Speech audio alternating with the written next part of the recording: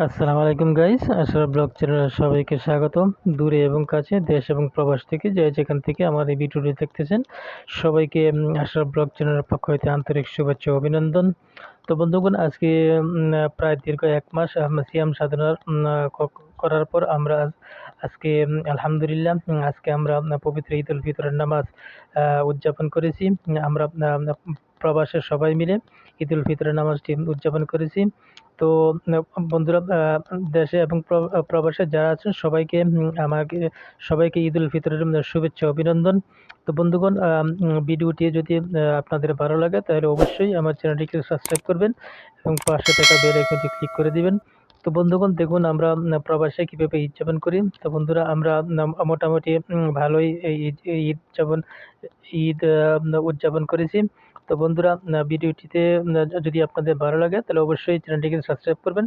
যারা নতুন দেখতেছেন আর নতুন এবং পুরাতন সবাইকে অনুরোধ করছি, ভিডিওটি দেখার প্রথমে একটি লাইক দিয়ে তারপরে ভিডিওটি দেখা আরম্ভ করবেন। আর ভিডিওটি কোনো প্রকার স্কিপ করবেন না।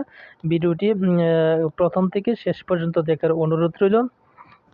তো বন্ধুগণ, দেখুন সবাই নামাজের জন্য আসতেছে। তো একে একে ইনশাল্লাহ আর কিছুক্ষণ পরে আমাদের নামাজ অনুষ্ঠিত হবে। তো বন্ধুগণ, সবাইকে ঈদ উল ফিতরের শুভেচ্ছা। তো যারা যারা দেশে এবং প্রবাসে আছেন সবাইকে ঈদ উল ফিতরের শুভেচ্ছা জানাচ্ছি। তো বন্ধুরা, ভিডিওটিতে একটি লাইক দিয়ে তারপরে ভিডিওটি দেখা আরম্ভ করবেন। কোনো প্রকার স্কিপ করবেন না। ছোট্ট একটা ভিডিও, ঠিক আছে? তো সকলের প্রতি অনুরোধ রইল, ভিডিওটি দেখার প্রথমে একটি লাইক দিয়ে তারপরে ভিডিওটি দেখা আরম্ভ করবেন। তো দেখুন, প্রবাসে আমরা কিরকম ঈদ উদযাপন করি। তো প্রবাসে মোটামুটি বলতে গেলে আমাদের কোনো আমোদ ফুর্তি তেমন একটা নেই। দেশে যেরকমভাবে আমরা ঈদ উদযাপন করি, তো বিদেশের মাটিতে তেমন একটা ঈদ উদযাপন করা হয় না।